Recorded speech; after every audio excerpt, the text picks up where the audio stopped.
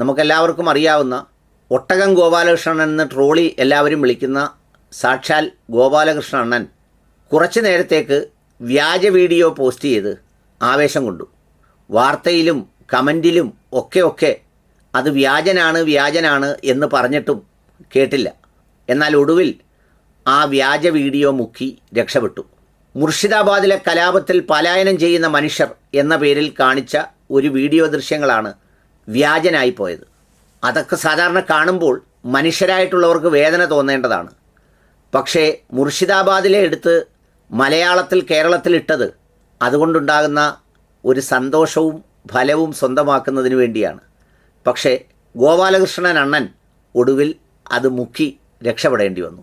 ഇപ്പം നമ്മുടെ രാജ്യത്തും പലയിടങ്ങളിലും നടന്നു വരുന്ന രീതി എന്താണെന്ന് ചോദിച്ചാൽ, സമാധാനപരമായും സന്തോഷകരമായും പര്യവസാനിക്കേണ്ട വിഷയങ്ങളെ വളരെ മാരകമായും വിദ്വേഷജനകമായും വിഭാഗീയമായും സൃഷ്ടിക്കും.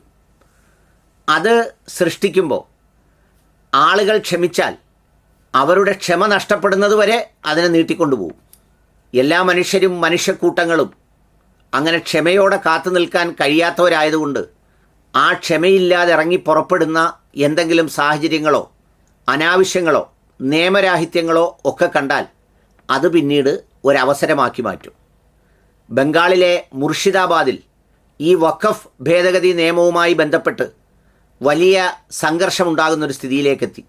രാജ്യത്താകെയും വഖഫ് നിയമവുമായി ബന്ധപ്പെട്ട് പലതരത്തിലുള്ള വിവാദങ്ങളും വ്യത്യസ്ത അഭിപ്രായങ്ങളും പ്രതിഷേധങ്ങളും ഒക്കെ ഉണ്ടായപ്പോഴും ഞാനൊക്കെയും ഒരുപാട് ആളുകളും സാമൂഹ്യ മാധ്യമങ്ങളിലൂടെയും വാർത്താമാധ്യമങ്ങളിലൂടെയും ഒക്കെ പറഞ്ഞിരുന്നു, വിളിച്ച് അങ്ങനെ ക്ഷമ നശിക്കരുത്, നിയമം കയ്യിലെടുക്കരുത്, സമാധാനപരമായി മുഖ്യധാര രാഷ്ട്രീയ പ്രവർത്തകരോടും പൊതുസാമൂഹ്യ പ്രവർത്തകരോടും ബഹുസ്വര സമൂഹത്തോടും ചേർന്ന് നിന്ന് വേണം അതിനെ പ്രതിരോധിക്കാനെന്നൊക്കെ.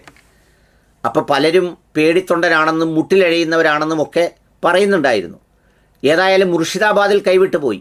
അത് വലിയ സംഘർഷത്തിലേക്ക് മാറി. അവിടുത്തെ മുഖ്യമന്ത്രിയും കത്തിച്ചു വിടുന്നതിൽ പ്രമുഖയാണല്ലോ. സംഗതി അതുണ്ടായപ്പോൾ സാധാരണ സമാധാനം ഉണ്ടാകുന്ന മനുഷ്യർക്കൊക്കെയും അതെങ്ങനെങ്കിലും അവസാനിക്കണേ എന്നതാണ് പ്രാർത്ഥന. നമ്മുടെ ഗോപാലകൃഷ്ണന് ഇതിനിടയിൽ ആരോ ഒരു വീഡിയോ അയച്ചു കൊടുത്തു. വാട്സപ്പ് യൂണിവേഴ്സിറ്റികളിലെ വീഡിയോ ആണല്ലോ ഗോപാലകൃഷ്ണനെ പോലെയുള്ളവർ ആശ്രയിക്കുന്നത്. അപ്പോഴാണ് ഈ വലിയ സംഘർഷത്തിൽ ആളുകൾ തമ്മിൽ തല്ലി പലായനം ചെയ്യുന്ന ദൃശ്യങ്ങൾ കിട്ടിയത്. അതിൻ്റെ അടിയിൽ വന്ന കുറിപ്പ് ഈ പറയുന്നത് പോലെ മുർഷിദാബാദിൽ ഹിന്ദു വിഭാഗത്തിൽപ്പെടുന്നവർ പലായനം ചെയ്യുന്നു എന്ന തരത്തിലായിരുന്നു. ഗോപാലകൃഷ്ണൻ ഒട്ടും താമസിച്ചില്ല, അണ്ണനായിരിക്കില്ല, അണ്ണൻ്റെ പേജ് നോക്കുന്ന ആൾ അണ്ണൻ്റെ അനുവാദത്തോടെ എടുത്ത് വീശിയിട്ട് അവനെവിടെങ്കിലും പണിക്കങ്ങ് പൊയ്ക്കാണോ. ഇതിൻ്റെ അടിയിൽ കാണുന്നവരെല്ലാം വ്യാജമാണെന്നൊക്കെ പറയുന്നുണ്ട്. കാരണം അത് ബംഗ്ലാദേശിൽ മുസ്ലിങ്ങൾ തമ്മിൽ തന്നെ എവിടെയോ തർക്കമുണ്ടായപ്പോൾ സംഘർഷമുണ്ടായ ദൃശ്യങ്ങളാണ്. പണ്ട് അൾട്ട് ന്യൂസുകാരൊക്കെ ഇത് വ്യാജനാണ്, അതല്ല എന്ന് പറഞ്ഞ് പ്രചരിപ്പിച്ചതാണ്. ഈ വീഡിയോ പല സന്ദർഭങ്ങളിൽ സംഘപരിവാറുകാർ ഉപയോഗിച്ചിട്ടുണ്ട്. എവിടെയെങ്കിലും എന്തെങ്കിലും ഒരു സംഘർഷം ഉണ്ടാകുമ്പോൾ ഇതെടുത്തങ്ങ് പ്രയോഗിക്കും. ഇത് കാണാനിരിക്കുന്നവർക്കൊരു സന്തോഷവുമാവും. എന്തായാലും വാർത്താ ചാനലുകളിലൊക്കെ അത് വന്നു തുടങ്ങിയതോടുകൂടി ഇന്നലെ രാത്രിയോടെ ഗോപാലകൃഷ്ണൻ അണ്ണൻ ആ വാർത്തയെ മുക്കിക്കൊന്നു. എന്തായാലും മുക്കിക്കൊന്നത് നന്നായി. കാരണം ഇത്തരം വിദ്വേഷങ്ങൾ അല്പം വൈകിയാലും മരിച്ചു പോട്ടെ, ഇല്ലാതാകില്ല. അടുത്ത മറ്റൊരവസരത്തിൽ ഇത് വേറൊരു പേരിൽ പൊന്തി വരും.